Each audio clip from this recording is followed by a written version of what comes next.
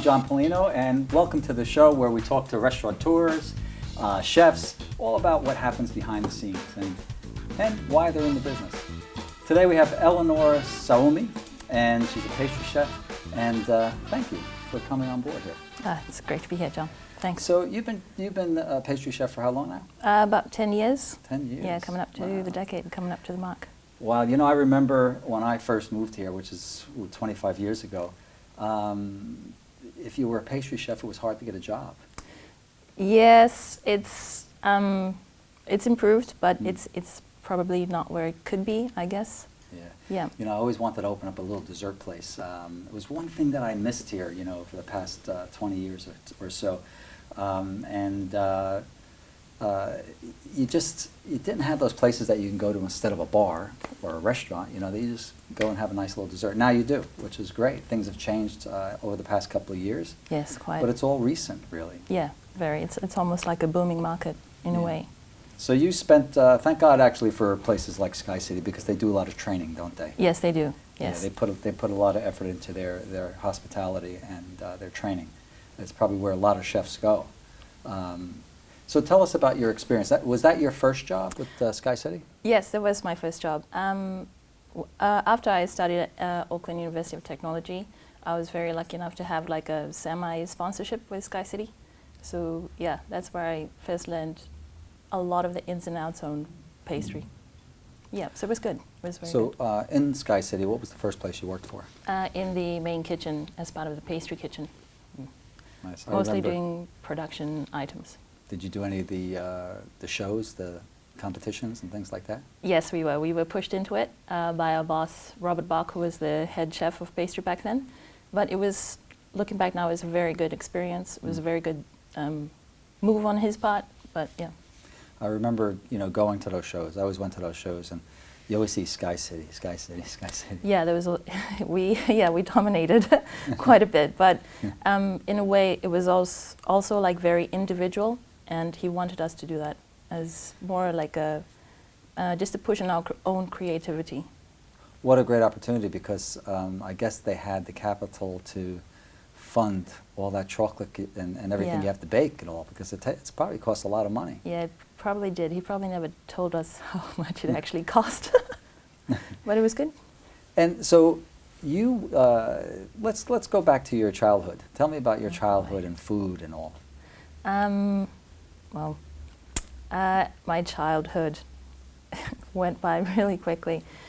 With regards to food, was a lot of the time it was my mom and my grandmother who I would hang around while they were cooking most of the time. But I never really knew that I did that until later on. Like as I'm going through my career now, and I can look back and say, well, actually I did spend quite a lot of time in the kitchen just shadowing mom. But yeah, I think so. Maybe it was like waiting for scraps rather than actually learning. But, yeah. And you're from Fiji? Yes, I am. And when did you move to New Zealand? I think 2009 I made the move over, and that was purely for university. Yeah, and I've been here ever since. And is your family here too? I'm currently living with my sister and her small family as well. So we got 4 young girls in the house. That's nice. It's nice to have family around. Yeah, I think so, yes. It really helps me balance my work life, and home life, and give me a sense of, like, good sense of support. Yeah, I miss my family out here, and I have a little boy now, and you know, my wife doesn't have family here either, so I think we're missing out on our little boy spending time with family. Like extended family, yeah. Yeah. It's so important. Yeah, very. You know, so was your family into pastries and desserts like you are? No, I don't think so. I think cooking was a definite talent in our family. But to actually pursue it as a career, not so much. I'm the first one. Yeah? Yeah. But I remember you telling me that you always had dessert with dinner. Yes, yes. That's, not everybody does that. No, probably not. But yeah, I guess my mom has a real sweet tooth, and she was always very interested in making desserts and pastries. I remember the first time we made eclairs together, and she was really disappointed because her choux buns didn't come out right. They fell. And she was really disappointed, but like I can help her now with that, so I think it's pretty good. I think it's, yeah. It's good investment. So who would be better at pastries, you or your mom? Oh, when I'm home, I let my mom. Everybody, we just let my mom do all the cooking, and I think it's like for me, it's pretty relaxing, and I get to just relive some memories. You didn't answer my question. Don't think I wanted to. Well, she's not going to hear it. It's all the way in New Zealand. No, she'll find a way. Actually, it's going to be on the internet. You can get it. Yeah, she'll find a way. She'll be able to tune in and watch the show. No, for sure. I Oh, think what a she is good the better. She is definitely the better cook. I've had a couple of times when I've been home and I've had these little showcases.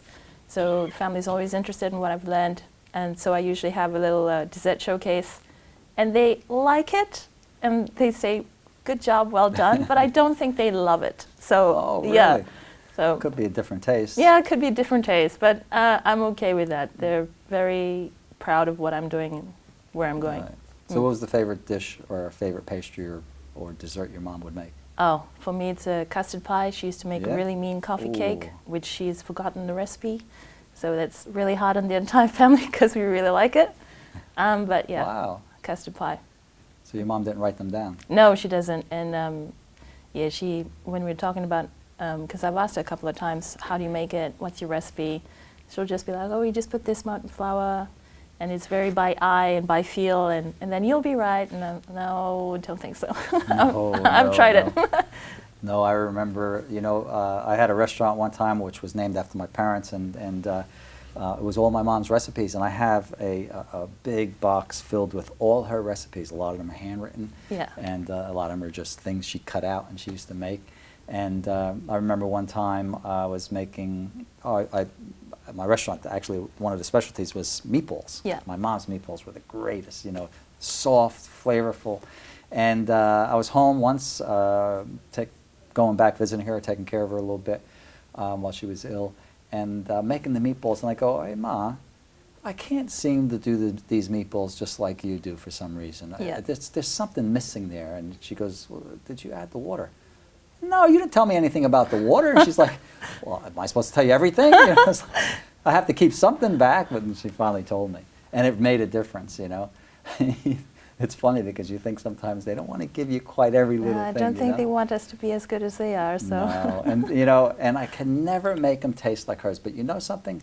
My wife Rose, I gave her, who's same as my mom Rose, I gave her the recipe, and she started making them for me, and I swear it's exactly the same taste. No. Oh my God. And I'm like, I can't believe you've done it, and I can't do it, Yeah. It's just something about how you roll them and how delicate you are with them Okay. is just amazing, absolutely amazing. So do you have that recipe, or at least that one, on some of your menus? No. I like to make that when I'm at home on my days off because Oh. I can get to enjoy it more, and it's mostly for the kids. No, when I'm at work, I have a very different food philosophy program going on. Yeah. So how did you get into the restaurant business? Oh, I would say it was by accident. After doing a couple of years in the production kitchen, there was a soft opening for a dessert chef for a restaurant called Dime by Peter Gordon. And it was supposed to be like a cover because the chef had just left, so I was just going to fill in the role for a little bit. But and it started from there. So. Wait, you didn't go to school at this point? No, I had finished. So I'd finished university and I was working in the production kitchen around the third year of working there, and then this opportunity came up. So I talked it over, or my boss talked it over with me. He said, you might be doing good, you might make the transition over. So he vetted me, and then that's where it began. That's where you began pastry cooking? Pastry cooking in a restaurant style. Okay, so what made you go into the chef business? Into the entire Yeah, chef industry? That was definitely, I would say it was a stroke of luck, maybe. Wow. When I was applying to university, I had two applications going. One was for a graphic design course, and one was for pastry, which my mother wanted me to do. Oh, So okay. so and that one came back positive. So so Terrific. so that was it was just by chance, by luck, providence, everything. So you enjoying it? Yes, I am. I didn't get to enjoy it until I was after maybe a year and a half of working, and then I really fell in love with it, and that was it, done. Terrific. So what are some of your favorite desserts now? Very much so like a custard girl. I like everything with a little bit of sauce, anything with custard in it. I wouldn't say I would have one dish in particular that I really adore, but yeah, custards are my ideal. So now you're over here in Britomart. Yes, I am. You're working at Milse Dessert yep. Kitchen, yep. Terrific. Now Milse kind of has an open kitchen, doesn't it? Yes, it does. So you get to see the customers. Yeah, walk in, and you try get to hear what they say. Yes, yes, that's one of the, I would say it's a blessing and a curse sometimes. So come on, tell me some of the things you've heard. Oh, wow. A lot of it more so revolves around surprise, and it's like, wow, this is really good. I think some of the things that we really have a problem with is that people paying as much as they're having to pay for a small cake or small slice, then you could probably get somewhere else. But when they start eating it, then they can realize there's actually a lot of effort and passion that goes into and quality too. Yeah, and quality. So we're not, hiding anything that we're doing. But it's great to see when people try it and then they understand, because a lot of the times everything is more so about a little message that I'm trying to get across when I'm constructing something or thinking of a new dish. There's a certain feeling that I want the customer to get when they're trying it, and it's good to see when they do. Mm. That reminds me of Giappo. You know, when he's always had a message. You know, I remember when he at one point, I don't know if you saw it when he used to be on Queen Street, how he had those domes where you would like listen to music and stuff and taste the food at the same time because he felt they were related. Yeah. You know, so it's interesting that you have a message that you want people to get. I won't tell them what it is, but no, no. You won't tell me. No, not at all. But yeah, more so most of the time it's an idea. It's a certain thing that I want them to appreciate, whether it's about how you can appreciate the bitterness in a caramel, or the really sharpness of yuzu fruit, something like that. Something that will really come through in what you're eating. That's what I'm trying to do. Is there a special ingredient that you guys get in that you think is just one of those most amazing ingredients?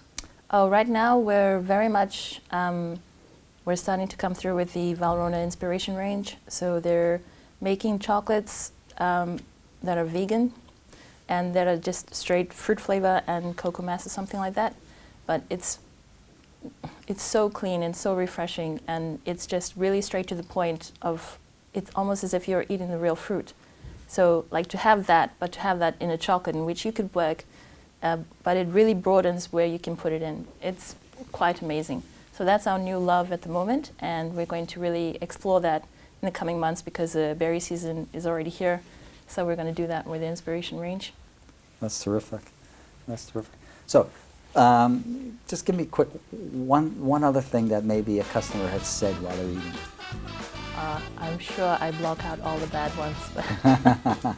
All right, you think about it, okay. And we'll take a break now, and we'll be back with Elenoa shortly. Thank you.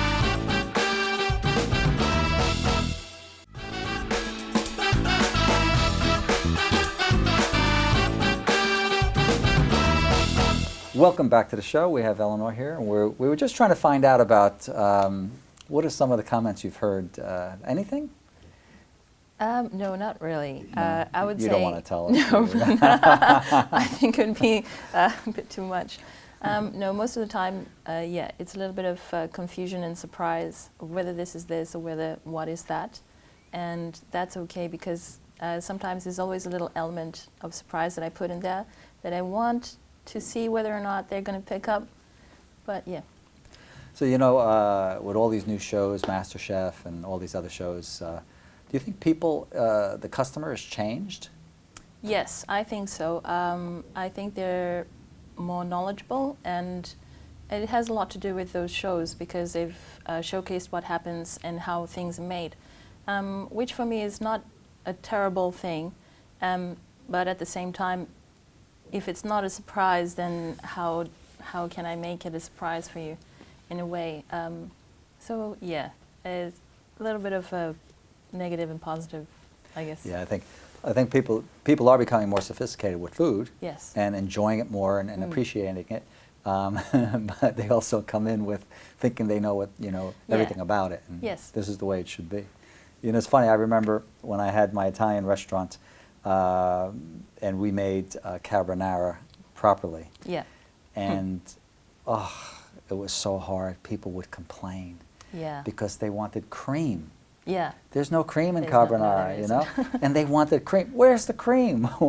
Where are you eating this thing? You know, it's like cream. There's no cream, and I had to actually add a touch of cream to it just so that they would eat it. Please the masses. You know, yes. but they'd argue with you, you know, and you go, sorry, there's no cream in carbonara. I know that you buy it elsewhere, and you know, and nowadays with all these shows and all, and pastry shows and all those yes. things.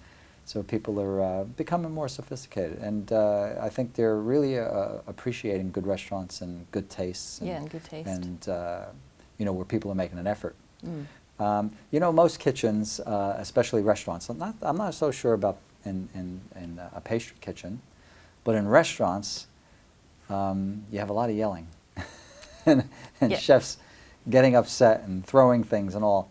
Does any of that ever happen with in your kitchen? No. Well, like you said, it's a pastry kitchen. kitchen. It's an open kitchen. It's an open kitchen, yes, and there is a definite code that you need to follow, and that's okay because it actually helps to discipline you, because you can't be, well, I guess, too emotional, in a way. But no, we're very respectful, and that's something that I try to put onto my team, is that you're talking to each other with respect and you're dealing with each other with respect. Because in the end you're going to be seeing a lot more of them than anybody else. So you may as well enjoy your working environment and the people that you're working with. So which kitchen did you work in that actually there was yelling and screaming?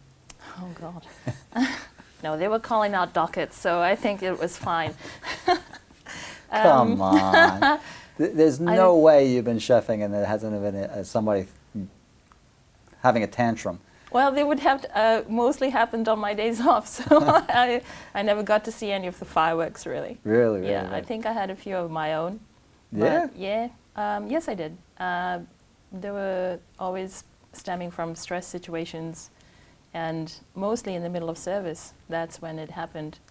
But yeah, afterwards we always made a point to just touch base and make sure that we're okay, because we're going to be coming back together next day, same team, same job. So, yeah. I think, you know, New Zealand's pretty mild in the kitchen, you know. Oh, yes, I think you so. go to England and they're screaming and yelling and ranting and raving, and even a bit in Australia and definitely in the States, you know. So I think New Zealand people generally, they're much nicer and they don't yell and scream. Yeah, I think that has a lot to do with the QE, like, absolutely, hey, right? She'll be right. Yeah, she'll be sweet. Yep, okay. So, tell me about Sky City. So you worked with several top chefs over there. Yes, I did. I had a turn in the Dine by Peter Gordon before it changed and moved up to the Sky Tower. And then I was working at the Sugar Club with Peter Gordon again, at which point I left Sky City altogether. I joined the team at Ostro with Josh Emmett. And then I came back to Sky City through Masu with Nick Watt. And then I moved again quite recently. My last place was back to Peter Gordon at Sugar Club.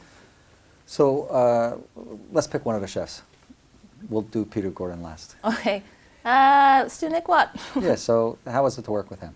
It was good. Nick is very innovative with how he approached the Japanese cuisine cooking, and how he melded it in with everything that Kiwi love about, like the lamb and everything like that. It was definitely a very different side to experience, especially with regards to desserts, because while I was working there, it was quite a challenge to put out, like, you know, really good Japanese-inspired desserts or Japanese desserts, which had to be quite authentic as well.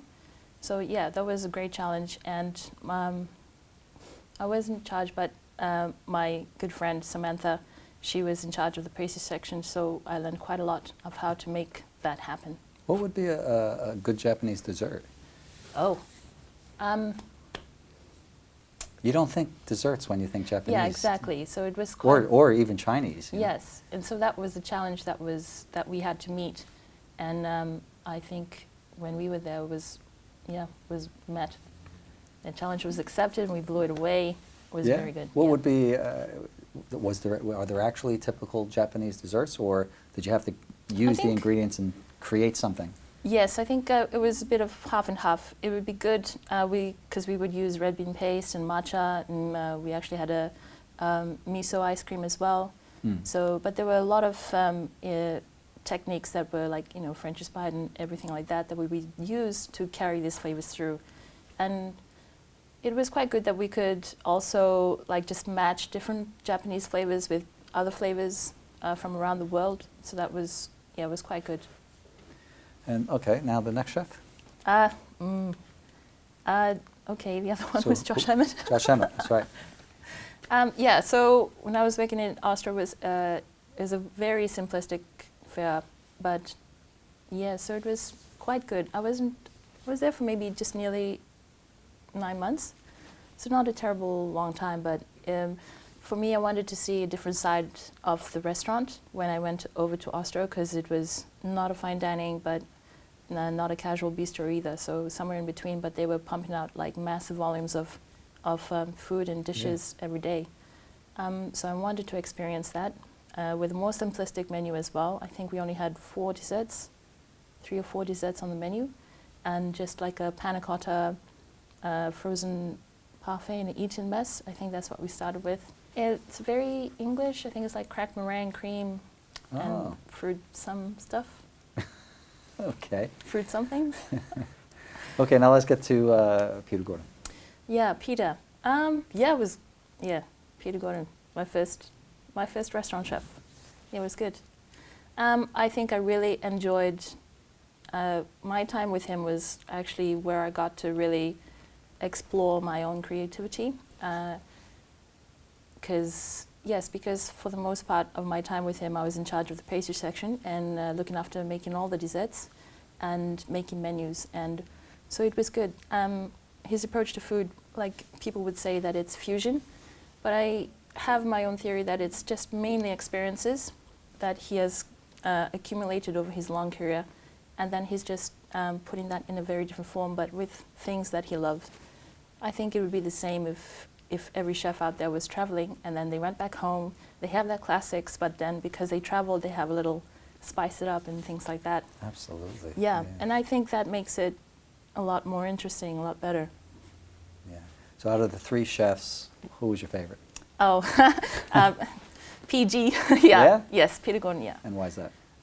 I really admire the man that he is. I really believe in how he handles himself and how he works with regards to people, with regards to food, his approach to life as well. I learned the most when I was with him and the team that was with him as well. What an incredible experience you've had. Yeah, yes, it was. So he's nothing like Gordon Ramsay. Well, I don't know. I've heard rumors. No, I'm joking. No, I think, no, probably not. But then I don't personally know Gordon Ramsay, so I can't really comment. So, I grew up in this business, and my father said one thing to me. He said, if you stay in this business, you're not going to get married. And he was right. I didn't get married until last year, and I never understood what that meant. I was like, how could that be? How's that possible? I mean, I meet a lot of people. You meet women all the time. You're in a restaurant business. But I didn't realize what it really meant. And what it meant was that we work so many hours.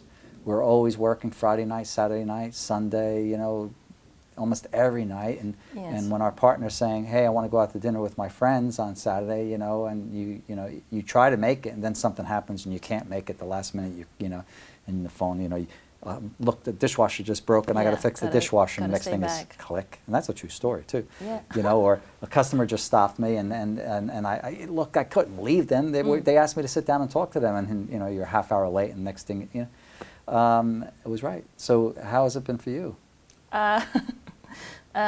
It's been much of the same. There are many instances where sacrifices have had to be made, or if even trying to maintain relationships, takes up a lot of effort. But I justify that because I want to maintain these relationships is the entire reason why I'm making the effort. Yeah, and a lot of that goes for a lot of my close friends and my family as well. I'm lucky to be in a position where I can control a little bit of more of my time. So if and when I can make it, I will definitely turn up. But yeah, otherwise it's if and when. Yeah, yeah, if and when. That's the story. That is the story, and then yeah, just managing my time after work as well. Terrific. Well, you know, I'll have to come down and have a dessert. What nights are you there most nights? I am there most nights, yes. Okay, I'll go hide myself in the corner, have a little dessert, and talk out loud. Yeah. And make sure you hear me. Thank you for coming on board. Thank you very much for having me. Great to talk to you. Thank you. Thank you. Thank you.